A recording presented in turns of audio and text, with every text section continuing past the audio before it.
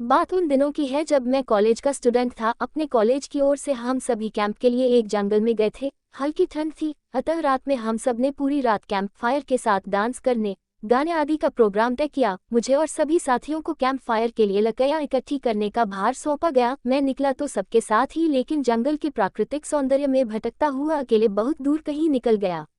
अचानक आसमान बादलों से भर गया और गरज के साथ बारिश होने लगी। बादलों के लगातार गरजने से मैं पेड़ के नीचे खड़ा रहना मुनासिब न समझ आसपास किसी घर की तलाश में एक दिशा में भागने लगा। मुझे कुछ ही दूरी पर एक लाल ईंटों से बनी शानदार बिल्डिंग नजर आई। बिल्डिंग रोशनी से पूरी नहाई हुई थी और उसमें ढेर सारे लोग हैं, ऐसा दूर से ही लग रहा था। मैं तेजी से भागते हुए उस बिल्डिंग में जा घुसा और सामने से आती हुई एक खूबसूरत नर्स से टकराते टकराते बचा। नर्स ने मुझे घूर कर देखते हुए कहा, बहुत अधिक भीग गए हो, सर्दी लग जाएगी। उधर बाईं ओर एक स्टोर रूम है, वहां जाकर जो भी मिले उससे कहना सिस्टर जूलिया ने दूसरे सूखे और साफ कपड़े मुझे देने को कहा है, वो तुम्हें कपड़े दे देगा। मैं हक्का बक्का मुंह फाड़े सिस्टर जूलिया को देखता रहा। मुझे एकदम से यह समझ नहीं आया कि मैं क्या करूं। मेरी स्थिति देखकर सिस्टर जूलिया खिलखिलाकर हंस पड़ी और बोली, पहले तो तुम अपना मुंह बंद करो वरना मुंह में मच्छर घुस जाएंगे, और अब जाकर वैसा ही करो जैसा मैंने कहा है।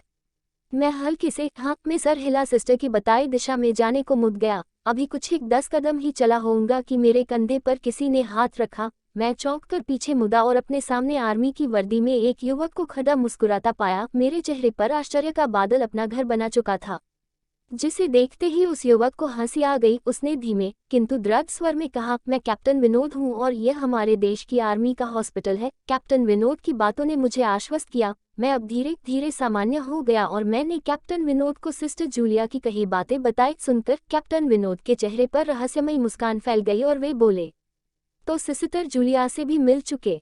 जी, क्या मतलब है आपका? कुछ नहीं, चलो मैं तुम्हें सूखे कपड़े देता हूँ, चेंज कर लो, नहीं तो सच में सर्दी लग जाएगी।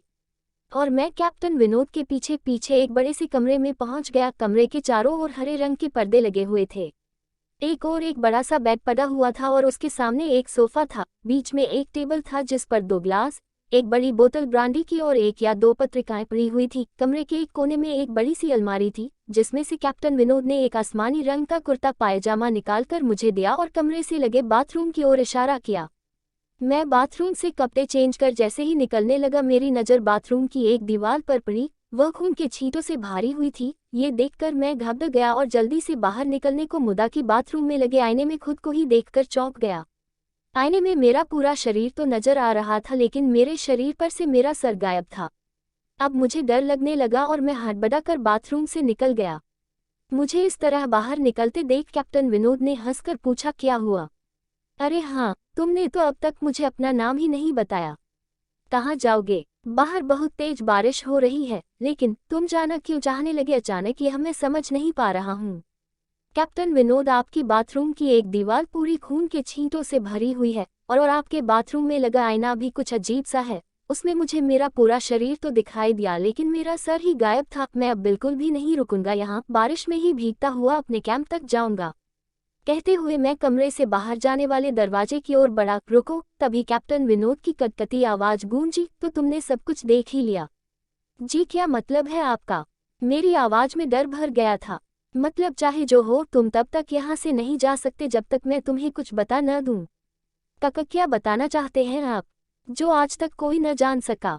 जो आज तक कोई न जान सका वह मैं जानकर क्या करूंगा? प्लीज अब मुझे जाने दें। मैं डर से रुआंसा हो गया। नहीं, बिल्कुल भी नहीं, और तुम्हें मुझसे डरने की भी कोई जरूरत नहीं। सैनिक सबकी रक्षा के लिए होते हैं, मैं भी तुम्हारी सुरक्षा ही कर रहा हूँ।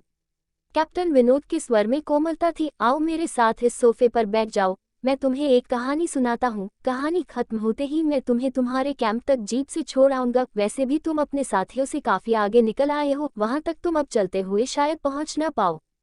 कैप्टन विनोद के स्वर में जाने कैसी आश्वस्ति थी। मैं जाकर उनके बगल में बैठ गया। कैप्टन विनोद ने कहना शुरू किया, दुश्मनों ने धोखे से हमारे अस्पताल को अपना निशाना बनाया। दुश्मन देश के 2 सैनिक हमारे सैनिक के वेश में एक हमारे ही घायल सैनिक को लेकर आए। वह घायल था और हमारे देश की सेना ने उसे बहुत ढूंढा लेकिन नहीं मिला था। शायद साजिश के तहत उसे घायल होते ही घुसपैठियों ने कहीं छुपा दिया था।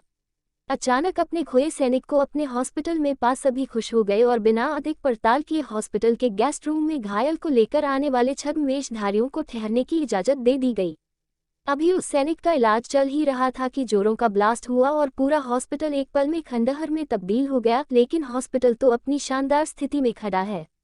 मेरी बातों को अनसुना कर कैप्टन विनोद ने अपनी बात जारी रखी। कोई नहीं बचा उस ब्लास्ट में, दीवार पर पड़े खून के छींटे भी उसी ब्लास्ट में मारे गए हॉस्पिटल के कर्मचारियों के हैं। हाँ, पर यह हॉस्पिटल तो मुझे खंडहर नहीं दिखता।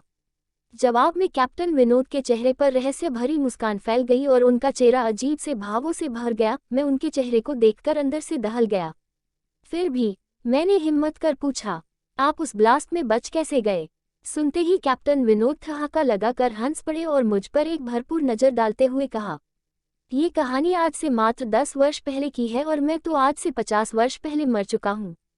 इसके आगे उन्होंने क्या कहा मुझे कुछ नहीं मालूम। चेहरे पर गीलेपन का एहसास जब काफ़ी हुआ तो मैं जैसे नींद से जागा। मुझे घेरे हुए मेरे सभी सहपाठी और टीचर खड़े थे। मेरे आँख खोलते ही मेरे सर ने कहा, थैंक गॉड, तुम्हें होश आ गया। तो क्या मैं बेहोश था?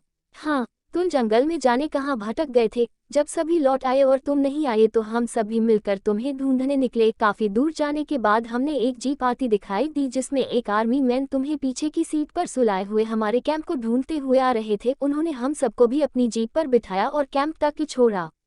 हमने उन्हें काफी रोकने की कोशिश की लेकिन वे ये कहते हुए चले गए, अभी नहीं रुक सकता, एक जरूरी काम है। जब हमने तुम्हारे बेहोश जाने और उन तक तुम्हारे पहुंचने के बारे में पूछा तो बोले सोमेश ही बताएगा और जो भी बताएगा वह सब अक्षरश सच होगा। सबकी उत्सुक निगाहें अपनी ओर लगी देख मैंने धीमे स्वर में पूछा, जोर क्या उनका नाम कैप्टन विनोद था? सर ने हाँ में सर हिलाया। मैंने सबको उधर चलने को कहा जिधर से सबने जीप आती देखी थी। पहले तो सर तैयार नहीं हुए लेकिन मेरे बहुत कहने पर वे राजी हो गए।